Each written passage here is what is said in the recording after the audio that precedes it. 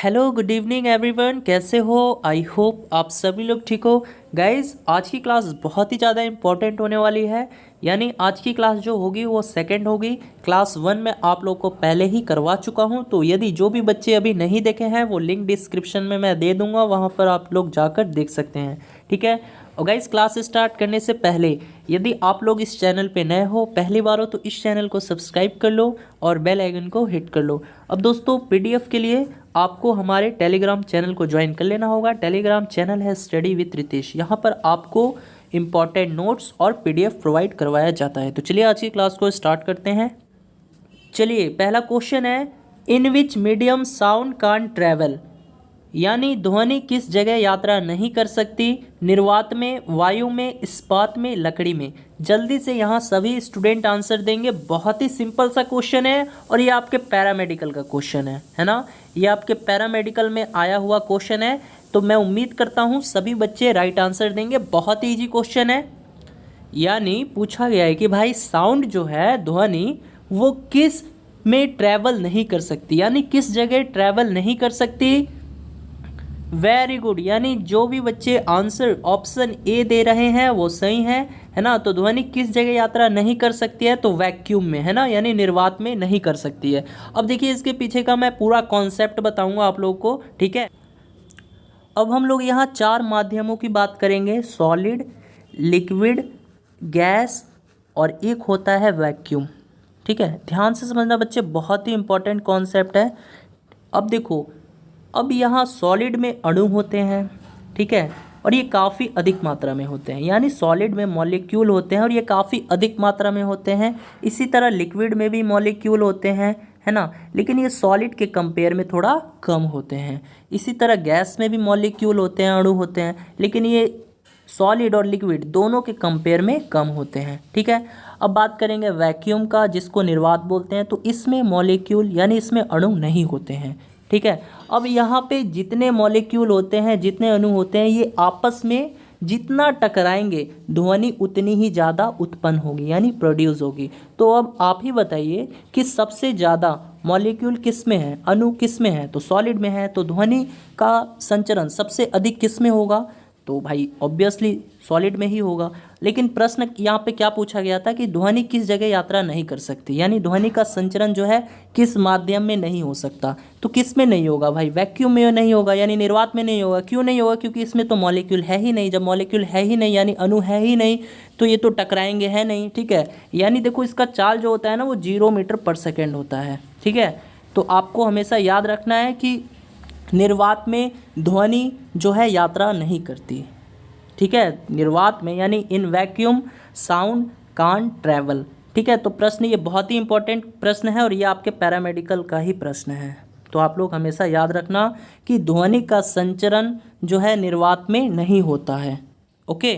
अब देखो, प्रश्न ये भी पूछा जा सकता है कि ध्वनि जो है किस जगह सबसे अधिक यात्रा करती है, यानी ध्वनि का संचरण जो है किस जगह बहुत तेज़ी से होता है। तो किस में होगा? सॉलिड में ही होगा ना। अभी मैं बताया कि जितने जहाँ मतलब जिसमें मॉलिक्यूल ज़्यादा होंगे, है ना, वो आपस में क्या करेंगे? टकराएंगे और ध्वनि उतनी ही ज़्यादा प्रोड्यूस होगी। ठीक है। तो चलिए अब देखिएगा, इससे रिलेटेड 2-3 प्रश्न और हैं, तो मैं बता देता हूँ। तो देखो, क्वेश्चन है, the speed of sound is maximum, यानी ध्वनि की चाल अधिकतम होती है। तो किस में होती है? स्टील में, इस्पात में होती है। अब इस्पात ये किसका एक एग्जाम्पल है? तो सॉलिड का है ना। अभी मैं बताया था कि नहीं, कि ध्वनि का जो संचरण है वो किस में सबसे अधिक होता है? तो सॉलिड में होता है, क्योंकि सॉलिड में अणुओं की संख्या बहुत अधिक मात्रा में होती है और जितना मॉलिक्यूल यानी जितना अणु होगा ये आपस में उतना टकराएंगे और ध्वनि उतनी ही ज़्यादा प्रोड्यूस होगी। ठीक है। तो इस्पात क्या है? एक सॉलिड का एक एग्जाम्पल है। इसी तरह आप लोग देख सकते हैं, the velocity of sound is in air, है ना, यानी जो वायु में ध्वनि का वेग जो होता है, चाल होता है, वो कितना होता है? तो 332 मीटर पर सेकेंड होता है। अब एक क्वेश्चन और पूछा जाता है कि भाई velocity of sound in air, यानी वायु में ध्वनि का वेग, है ना, यानी वायु में ध्वनि का चाल तापमान के घटने से घटता है और तापमान के बढ़ने से बढ़ता है। ये कॉन्सेप्ट है, आपको याद रखना है कि वायु में, है ना, ध्वनि का चाल जो है तापमान के घटने से क्या होगा? घटेगा, और तापमान बढ़ेगा तो ध्वनि का चाल बढ़ेगा। ओके, चलिए बढ़ते हैं नेक्स्ट प्रश्न की ओर। चलिए देखिएगा, सेकंड नंबर क्वेश्चन है, upon heating an object it's molecules, यानी वस्तु को गर्म करने पर उसके अणुओं की चाल बढ़ जाएगी कि ऊर्जा कम हो जाएगी, का भार बढ़ जाएगा, का भार घट जाएगा। जल्दी से आंसर दीजिए, बहुत ही वीवीआई क्वेश्चन है, जल्दी से फास्ट सभी बच्चे आंसर दें। वेरी गुड, यानी जिन भी बच्चे का आंसर ऑप्शन ए है ना, कि चाल बढ़ जाएगी, वो सही है। अब तो देखिए, जब हम टेम्परेचर को बढ़ाएंगे यानी वस्तु को गर्म करेंगे तो उसके अणुओं की चाल जो है वो बढ़ जाएगी। ठीक है, अब इसके पीछे का कॉन्सेप्ट क्या है, तो मान लीजिए कोई वस्तु है जो कि सॉलिड है ना, तो उसके पार्टिकल्स जो हैं यानी इस वस्तु के जो पार्टिकल्स हैं, अणु हैं, ये अपने ही पोजीशंस पे क्या करेंगे, वाइब्रेट करते हैं, काफ़ी तेज़ी से वाइब्रेट करते हैं। और यदि हमने इसको और टेम्परेचर दिया यानी इसके टेम्परेचर को और बढ़ा दिया, वस्तु को और गर्म कर दिया, तो ये क्या हो जाएगा, और अधिक जो है तेज़ी से वाइब्रेट करेंगे, यानी इनकी जो चाल है वो बढ़ जाएगी, है ना। तो ऑप्शन ए जो है आपका राइट आंसर हो जाएगा। अब देखिए, वस्तु चाहे सॉलिड हो, लिक्विड हो या फिर गैस हो, ये सब जो है छोटे छोटे पार्टिकल से मिलकर बने होते हैं। तो जब हम टेम्परेचर बढ़ाएंगे तो इसके अणुओं पर क्या प्रभाव पड़ेगा, तो इसके अणुओं की चाल जो है बढ़ जाएगी। ओके, तो समझ में आ गया, तो ऑप्शन ए जो है आपका राइट आंसर हो जाएगा। चलिए बढ़ते हैं नेक्स्ट प्रश्न की ओर। चलिए देखिएगा, तीसरा क्वेश्चन है, the temperature of an object on the Fahrenheit scale is 212 Fahrenheit, the temperature of that object on the Celsius scale will be, यानी फ़ारेनहाइट स्केल पर कोई वस्तु है, उसका तापमान दे रखा है, कितना दे रखा है, 212 डिग्री फ़ारेनहाइट दे रखा है, और आपसे पूछा गया है कि सेल्सियस पैमाने पर उस वस्तु का तापमान क्या होगा। तो देखिए, सबसे पहले आपको मालूम होना चाहिए कि फ़ारेनहाइट और सेल्सियस के बीच रिलेशन क्या होता है, यानी फ़ारेनहाइट का फॉर्मूला क्या होता है। तो देखिए ध्यान दीजिएगा, फ़ारेनहाइट बराबर होता है 9/5 इंटू सी, है ना, और प्लस में 32 डिग्री। बस इतना ये फॉर्मूला है, इतना याद रहेगा तो आपसे ये क्वेश्चंस बन गया, क्योंकि यहाँ पर फ़ारेनहाइट का जो है वैल्यू दे रखा है। तो फ़ारेनहाइट स्केल पर किसी वस्तु का तापमान कितना दे रखा है, तो 212 डिग्री फ़ारेनहाइट दे रखा है, तो यहाँ पर हम 212 लिख देंगे डायरेक्ट। ठीक है, और बराबर 9/5 इंटू सी प्लस में 32 डिग्री। बस अब क्या करो, 212 में से 32 को घटा लो तो कितना आएगा, 180 आ जाएगा। तो 180 बराबर 9/5 इंटू सी। अब देखो काट लो, ये 20 से बार में चला जाएगा, 180 जो है 180 जो है 9 से 20 बार में चला जाएगा, तो यहाँ 20 में 5 से गुना कर दोगे तो कितना आ गया, सेल्सियस 100 डिग्री सेल्सियस आ गया। इजी था कि नहीं। तो ऑप्शन सी जो है आपका राइट आंसर है। तो जिन बच्चे का ऑप्शन सी आंसर है वो सही है। चलिए बढ़ते हैं नेक्स्ट क्वेश्चंस की तरफ। चलिए देखिएगा, नेक्स्ट क्वेश्चन है, who is the father of botany, यानी वनस्पति विज्ञान के जनक कौन है। That is a very simple questions, तो आई होप सभी को मालूम होगा, है ना। तो जल्दी से सभी बच्चे आंसर कीजिए, वनस्पति विज्ञान के जनक कौन है। ऑप्शन है हिप्पोक्रेटस, अरस्तु, सुकरात, इनमें से कोई नहीं। चलिए मैं देखना चाहता हूँ कि कितने बच्चे इस क्वेश्चंस का राइट आंसर कर पाते हैं। चलिए जल्दी से बताइए। तो चलिए देखिए, इसका जो राइट आंसर होगा वो ऑप्शन डी होगा, यानी इनमें से कोई नहीं, है ना। यानी बॉटनी के, वनस्पति विज्ञान के फादर कौन है, तो आपको मालूम होना चाहिए थियोफ्रेस्टस, है ना, थियोफ्रेस्टस लिख लीजिए। तो ये तो ऑप्शन में दिया ही नहीं था, तो ऑप्शन क्या हो जाएगा हमारा, डी हो जाएगा, थियोफ्रेस्टस। ठीक है, बहुत ही इंपॉर्टेंट क्वेश्चन है। अब देखो मैं यहाँ पर सबका बता देता हूँ, ठीक है, इसको नोट कर लेना। अब देखिए मैं बता देता हूँ आपको, कभी कभी पूछ लेता है जीव विज्ञान, है ना, यानी बायोलॉजी के फादर कौन है, तो वो कौन है, अरस्तु हैं। यहाँ पर लिख लो बायोलॉजी, तो बायोलॉजी के फादर कौन हो जाएंगे, अरस्तु हो जाएंगे। या फिर अगर आपसे पूछे जंतु विज्ञान यानी जूलॉजी, जूलॉजी के फादर कौन है, तो वो भी कौन है, हमारे अरस्तु जी ही हैं। ठीक है, तो बायोलॉजी और जूलॉजी दोनों के फादर कौन हैं, दोनों के जनक कौन हैं, तो अरस्तु हैं। ठीक है, अब देखो अरस्तु जो है ये यूनानी दार्शनिक थे, यानी यूनान के रहने वाले थे। अब देखो ध्यान से समझना, यहाँ पे मैं कुछ इंपॉर्टेंट चीज़ बता देता हूँ। अब ये अरस्तु जो है ना, ठीक है, ये यूनानी थे, यानी यूनानी दार्शनिक थे। अब इनके गुरु की बात करें तो इनका गुरु कौन था, बता सकते हो आप लोग इनका ग्रुप? तो इनके दो गुरु थे, प्लेटो और सुकरात।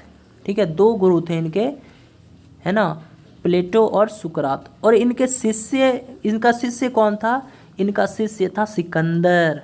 बहुत ही इंपॉर्टेंट क्वेश्चन है ना। इनका शिष्य कौन था? सिकंदर था।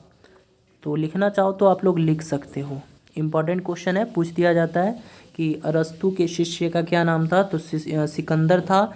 और अरस्तु के गुरु का क्या नाम था? तो दो गुरु थे इनके, प्लेटो और सुकरात। ओके, तो यहाँ से इतने इंपॉर्टेंट क्वेश्चंस बन जाते हैं।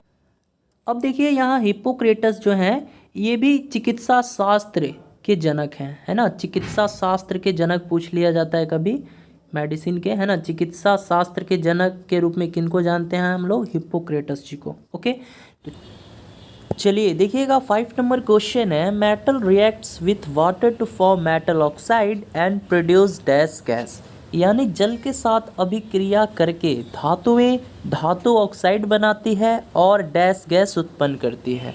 तो देखिए यहाँ पर कहा ये जा रहा है कि जब मेटल यानी कोई धातु जल के साथ रिएक्शन करेगा तो ये क्या बनाएगा?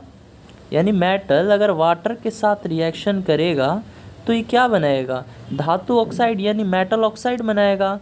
तब आपको बताना है कि ऐसे में कौन सी गैस जो है उत्पन्न होगी। ठीक है, अब यहाँ जो है कौन सी गैस उत्पन्न होगी तो बताइए। हीलियम है, हाइड्रोजन, नाइट्रोजन, आर्गन, जल्दी से बताइए।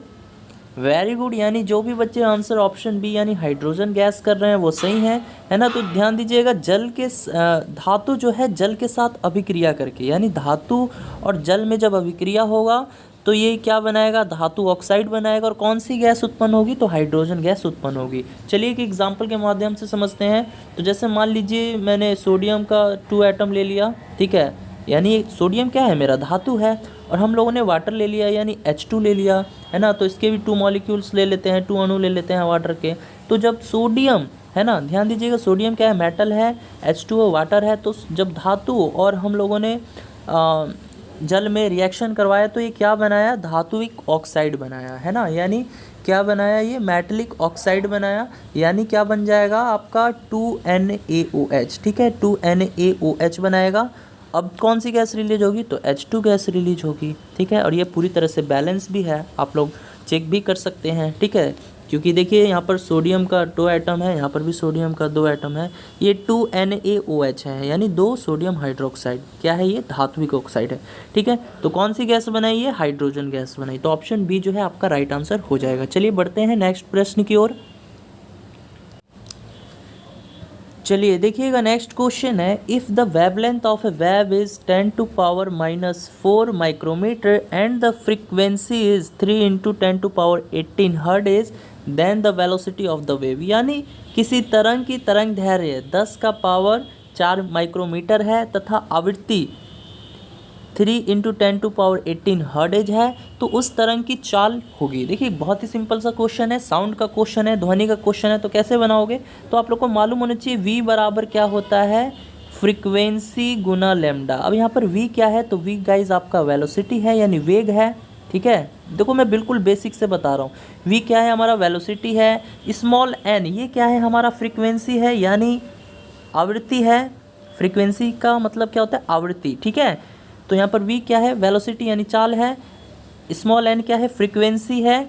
और लेमडा क्या है? हमारा वेवलेंथ है, यानी जिसको तरंग दैर्घ्य हम लोग बोलते हैं। ओके, अब देखो अब करना क्या है। तो आप लोग देखिए आप लोग को क्या क्या दिया हुआ है। तो आप लोग को फ्रीक्वेंसी यानी आवृत्ति दी हुई है, लेमडा यानी तरंग दैर्घ्य दिया हुआ है। बस अब v निकाल लो, वेलोसिटी निकाल लो। तो कैसे निकलेगा? चलिए, तो अब देखिए मैं v बराबर फ्रीक्वेंसी गुने लेमडा लिखता हूँ। और यहाँ पर मैं लिखूँगा यहाँ पर आवृत्ति कितनी है? तो 3 × 10⁻18 हर्ट्ज दिया हुआ है। लेमडा यानी तरंग दैर्घ्य, तरंग की तरंग दैर्घ्य कितनी है? तो ये है 10⁻⁻4 है। ठीक है, 10⁻⁻4 है। देखिए ध्यान दीजिएगा, 10⁻⁻4 है ये।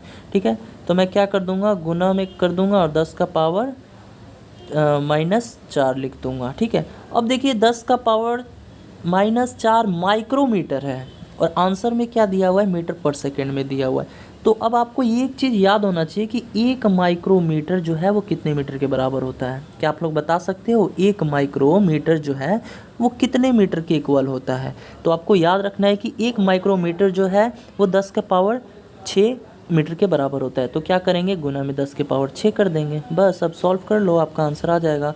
तो कैसे करोगे, 3 इंटू 10 टू पावर 18 लिख देना, ठीक है, 3 इंटू 10 टू पावर 18 लिख देना। अब इसके बाद देखिए ये बेस सेम है तो पावर क्या होगा, जुड़ जाएगा, तो -4 और -6 जोड़ दोगे तो क्या हो जाएगा, 10 का पावर -10 हो जाएगा। बस अब इसी तरह 3 इंटू, फिर देखिए बेस सेम है तो 10 कर दोगे, अब पावर जुटेगा लेकिन यहाँ पर 18 है और यहाँ पर -10 है तो क्या होगा, 18 में से -10 चला जाएगा तो 8 हो जाएगा। तो 3 इंटू 10 टू पावर 8 मीटर पर सेकेंड। देखिए ऑप्शन कौन सा दिया हुआ है, ऑप्शन दिया हुआ है आपका ऑप्शन ए, ठीक है। तो ऑप्शन ए जिन भी बच्चों का आंसर है वो सही है। ओके, चलिए बढ़ते हैं नेक्स्ट प्रश्न की ओर। चलिए देखिएगा नेक्स्ट क्वेश्चन है, हाउ इज क्लोरीन मेड, यानी क्लोरीन किस विधि से बनाई जाती है? पहला ऑप्शन है डिकन विधि, हैबर विधि, ऑस्टवाल्ड विधि, मार्क विधि। जल्दी से आंसर कीजिएगा। और ये क्वेश्चन आपके पॉलिटेक्निक में पूछा हुआ क्वेश्चन है। तो देखिए ज़रूरी नहीं है कि ये पॉलिटेक्निक में पूछा गया है तो आपके एग्ज़ाम में नहीं पूछा जा सकता, पूछा जा सकता है। बहुत से ऐसे क्वेश्चन हैं जो आपके, यानी बहुत से ऐसे पॉलिटेक्निक के क्वेश्चन हैं जो आपके पैरामेडिकल में भी रिपीट हुए हैं, ठीक है। चलिए बताइए। हाँ, वेरी गुड, शाबाश, जो भी बच्चे आंसर ऑप्शन ए दे रहे हैं वो सही है।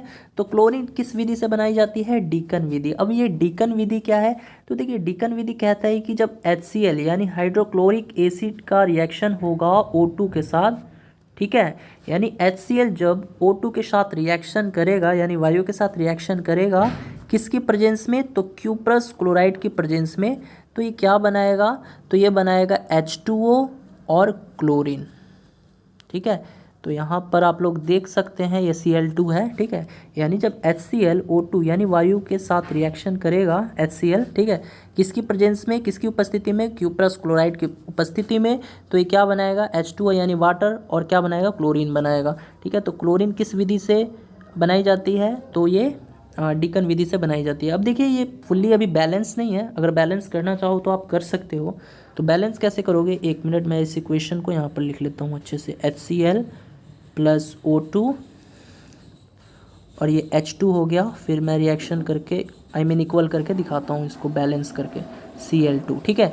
अब देखिए ध्यान दीजिएगा, इसको बैलेंस कैसे करना है, तो देख सकते हैं आप लोग ऑक्सीजन जो है यहाँ पे, ये कितना है, यहाँ पर 2 है और यहाँ पर 1 है, तो यहाँ पर हम क्या कर देंगे, 2 कर देंगे। अब ये ऑक्सीजन से ऑक्सीजन बराबर हो गया, यहाँ पर भी 2 ऑक्सीजन हो गया, यहाँ पर भी 2 ऑक्सीजन हो गया। अब देखिए हाइड्रोजन यहाँ पर कितना है, तो H2 × 2, तो हाइड्रोजन 4 हो गया, और यहाँ पर कितना है, 1 है, तो 4 से गुना कर दीजिए, है ना। अब इसी तरह आप देख सकते हैं क्लोरीन कितना हो गया, तो क्लोरीन भी 4 हो गया, लेकिन यहाँ पर कितना है, 2 है, तो यहाँ पर 2 से गुना कर दीजिए, हो गया इक्वल। ओके, तो यही जो है हमारा डीकन विधि है। ओके, चलिए बढ़ते हैं नेक्स्ट प्रश्न की ओर। यदि वीडियो पसंद आ रहा हो तो इस वीडियो को लाइक कर देना। चलिए ध्यान दीजिएगा, क्वेश्चन है the permanent hardness of water is due to, यानी जल की स्थायी कठोरता इसके कारण से होती है। आपको बताना है जल की स्थायी कठोरता किसके कारण से होती है। ऑप्शन है MgCl2, MgHCO3, NaNO3, K2CO3। जल्दी से बताइए प्यारे बच्चों, बहुत ही इंपॉर्टेंट क्वेश्चन है।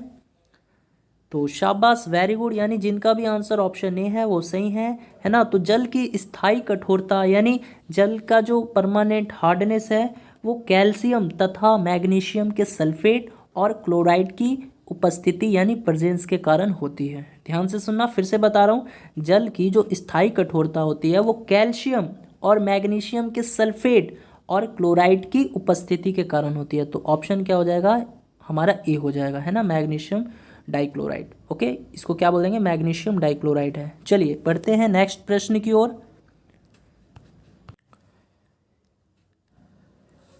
चलिए ध्यान दीजिएगा, क्वेश्चन है the two elements x and y having equal mass and have a 20 एंड 22 एटॉमिक नंबर।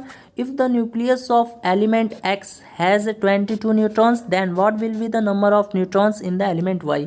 यानी समान द्रव्यमान वाले दो तत्व हैं x और y जिनका परमाणु क्रमांक 20 और 22 है। यदि तत्व x के नाभिक में 22 न्यूट्रॉन है तो पूछा गया है तत्व y के नाभिक में न्यूट्रॉनों की संख्या क्या होगी। बहुत ही सिंपल क्वेश्चन है, एटॉमिक स्ट्रक्चर से है ये क्वेश्चन, यानी परमाणु संरचना से, और ये आपका प्रीवियस ईयर क्वेश्चन है। ठीक है दोस्तों, जो भी बच्चे देखो ये जो है एटॉमिक स्ट्रक्चर मैं चैप्टर पढ़ा चुका हूँ, यानी जितने भी पैड स्टूडेंट वाले बच्चे हैं वो पढ़ चुके हैं। तो यदि आप लोग भी मेरा ऑनलाइन क्लास परचेस करना चाहते हैं, यानी आप लोग भी एक बेहतरीन तैयारी करना चाहते हैं, बिल्कुल हर चीज़ को टॉपिक वाइज टॉपिक पढ़ना चाहते हैं, तो आप लोग भी पढ़ सकते हैं। आपको इस कोर्स को जो है बाई करना होगा, परचेस करना होगा। तो अधिक जानकारी के लिए जो है आप हमें मैसेज भी कर सकते हैं 8809802288, यानी आपको व्हाट्सअप करना होगा, आपको जो है अधिक जानकारी दे दिया जाएगा। यानी अगर आपको ऑनलाइन क्लास करना है तब आप लोग जो है आप बिल्कुल टॉपिक वाइज से पढ़ना है तो आप लोग जो है इस कॉन्टैक्ट नंबर पे कांटेक्ट भी कर सकते हैं या फिर व्हाट्सअप भी करके आप जानकारी प्राप्त कर सकते हैं। चलिए क्वेश्चंस को देखते हैं। तो यहाँ पर देखिए दो तत्व हैं एक्स और वाई। ओके, एटॉमिक नंबर यानी परमाणु क्रमांक कितना है, इसका 20 है और इसका 22 है। अब बोला ये गया है यदि तत्व एक्स के नाभिक में, यानी इसके नाभिक में 22 न्यूट्रॉन है, यानी देखिए यहाँ पर जो है न्यूट्रॉन जो है, ध्यान दीजिएगा इस तत्व की मैं बात कर रहा हूँ, यहाँ पर नंबर ऑफ जो न्यूट्रॉन्स है वो कितना बोला गया है, वो 22 बोला गया है। ठीक है, और द्रव्यमान संख्या जो है वो इक्वल है, यानी x का भी द्रव्यमान संख्या वही होगा और y का भी वही होगा। तो अब एक काम करते हैं, आप लोग बताइएगा द्रव्यमान संख्या बराबर क्या होता है, मास नंबर बराबर क्या होता है, द्रव्यमान संख्या बराबर क्या होता है। तो आप लोग को पता होना चाहिए प्रोटॉनों की संख्या यानी नंबर ऑफ प्रोटॉन और न्यूट्रॉनों की संख्या यानी नंबर ऑफ न्यूट्रॉन। ठीक है, तो यहाँ प्रोटॉनों की संख्या क्या होगी, एक्स वाले एलिमेंट की बात कर रहा हूँ अभी मैं। तो आपको बताना है यहाँ पर, अगर आपसे पूछा जाए कि प्रोटॉनों की संख्या क्या होगी इसमें, तो प्रोटॉनों की संख्या क्या होती है, तो परमाणु क्रमांक का परिभाषा आपको याद होगा तो आपको मालूम होगा। तो परमाणु क्रमांक किसे कहते हैं, तो नाभिक में उपस्थित है ना, न्यूक्लियस में प्रेजेंट प्रोटॉनों की संख्या को ही हम लोग क्या कहते हैं, परमाणु क्रमांक यानी एटॉमिक नंबर कहते हैं। तो यहाँ एटॉमिक नंबर कितना है, 20 है, तो वही हमारा क्या हो जाएगा, यानी प्रोटॉनों की संख्या भी हो जाएगी, यानी तो यहाँ पर 20 हो जाएगा। अब न्यूट्रॉनों की संख्या तो दी हुई है, एक्स एलिमेंट का कितना दिया हुआ है, 22 दिया हुआ है ना, तो प्लस 22 कर दीजिए, तो कितना आ गया ये आ जाएगा आपका 42 आ जाएगा। तो यहाँ द्रव्यमान संख्या कितनी मिल गई आपको, 42 मिल गई, तो यहाँ 42 लिख सकते हो आप। तो अब ये भी जब 42 हो गया तो ये भी 42 होगा, क्योंकि क्वेश्चन में ही बोला गया है कि समान द्रव्यमान वाले दो तत्व हैं, यानी two elements X and Y having equal mass, है ना, तो इसका भी सेम मास नंबर यानी सेम द्रव्यमान संख्या ही होगा। तो अब निकाल लीजिए, अब आपको निकालना क्या है, न्यूट्रॉनों की संख्या निकालनी है। कैसे निकलेगा, तो देखिए द्रव्यमान संख्या बराबर क्या होता है, प्रोटॉनों की संख्या तथा न्यूट्रॉनों की संख्या। तो द्रव्यमान संख्या कितना है, 42 है ना, घटा दीजिए 22 में, तो कितना आ गया, 20 आ गया। तो यहाँ पर क्या निकल गया, वाई नाभिक में यानी वाई तत्व के नाभिक में न्यूट्रॉनों की संख्या कितनी होगी, तो 20 होगी। सिंपल क्वेश्चन था कि नहीं, तो ऑप्शन ए जो है आपका राइट आंसर हो जाएगा। देखिए ये द्रव्यमान संख्या है और ये क्या है, हमारा परमाणु क्रमांक संख्या। तो द्रव्यमान संख्या 42 हम लोगों ने निकाला और प्रोटॉन की संख्या है ना यही होगा 22, तो घटा लीजिए 22 इधर आएगा, तो ये 42 में से घट जाएगा तो नहीं आ जाएगा 20, तो ऑप्शन ए जो है आपका राइट आंसर हो जाएगा। चलिए बढ़ते हैं नेक्स्ट क्वेश्चन की तरफ। चलिए नेक्स्ट क्वेश्चन है बॉटुलिज्म कॉजिंग बैक्टीरियाइज। देखिए ये बहुत ही वीवीआई क्वेश्चन है, ये आपके बिहार पैरामेडिकल 2013 के परीक्षा में आ चुका है और बिहार पैरामेडिकल 2020 के भी परीक्षा में ये क्वेश्चंस आया था। तो जल्दी से बता दीजिए, जो भी बच्चे बिहार पैरामेडिकल 2020 का एग्ज़ाम दिए थे यानी इस बार वाला एग्ज़ाम दिए थे, तो आप ही लोग बताइए ये क्वेश्चंस पूछा गया था कि नहीं। जल्दी से बताना है एक बार, ये क्वेश्चंस था कि नहीं आपके परीक्षा में, जल्दी से बताइए। वेरी गुड, था ना, तो जल्दी से बताइए इस क्वेश्चंस का आंसर आप लोगों ने क्या दिया था। अब थोड़ा मैं ये देख लूँ कि आप लोगों ने आंसर क्या किया था इस क्वेश्चंस का। तो देखिए ऑप्शन है देखो क्वेश्चन है, बॉटुलिज्म पैदा करने वाला जीवाणु होता है, कैसा होता है? एक विकल्पी अनॉक्सी जीव होता है, या फिर एक अविकल्पी अनॉक्सी जीव होता है, या फिर एक विकल्पी ऑक्सी जीव होता है, या फिर एक अविकल्पी ऑक्सी जीव होता है? जल्दी से आंसर कीजिए। तो वेरी गुड, शाबाश, जिनका भी आंसर ऑप्शन बी है वो सही है ना। तो बॉटुलिज्म जो पैदा करने वाला जीवाणु होता है वो कैसा होता है? तो एक अविकल्पी अनॉक्सी जीव होता है। अब देखिए बॉटुलिज्म जो है ये मांसपेशियों का लकवा के नाम से भी जाना जाता है, जो कि एक क्या है? अविकल्पी अनॉक्सी जीव है। ठीक है, तो इसको लिख सकते हो कि बॉटुलिज्म जो है ये, इसे जो है हम लोग मांसपेशियों के लकवा के नाम से भी जानते हैं। मांसपेशियों का लकवा। ठीक है, तो बॉटुलिज्म को हम लोग मांसपेशियों का लकवा के नाम से भी जानते हैं, जो कि क्या है? एक अविकल्पी अनॉक्सी जीव है। अब देखिए बॉटुलिज्म जो है ये कई प्रकार के हो सकते हैं, है ना, यानी इनका जो टाइप्स है वो काफ़ी है। एक बॉटुलिज्म जो है एक जानलेवा बीमारी भी होती है, जो ऐसे भोजन के माध्यम से शरीर में प्रवेश करता है, जैसे जो दूषित मिट्टी के संपर्क में कोई आया हो, है ना, तो फिर वो भोजन के माध्यम से शरीर में प्रवेश कर जाएगा वो बैक्टीरिया।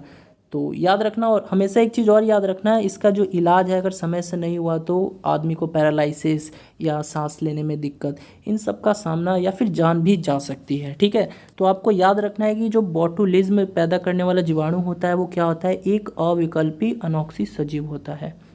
ओके, तो ऑप्शन बी जो है इसका राइट आंसर हो जाएगा। तो कैसी लगी वीडियो, कैसा लगा आज का क्लास? यदि क्लास पसंद आया हो तो इस वीडियो को भी लाइक भी कर देना, और अपना फीडबैक गाइस ज़रूर देना। यदि आप लोग चाहते हो कि मैं रेगुलर बेसिस पे क्लास करवाऊं तो आप लोग जो है कमेंट बॉक्स में अपना फीडबैक ज़रूर दीजिएगा। यदि आप लोग चाहते हो कि मैं प्रत्येक दिन आप लोग के लिए एक ऐसी वीडियो, एक ऐसा क्लास लेकर आऊँ, तो प्लीज़ कमेंट बॉक्स में अपना जो है फीडबैक ज़रूर सभी को देना है। ओके, चलिए, बाय बाय, गुड नाइट।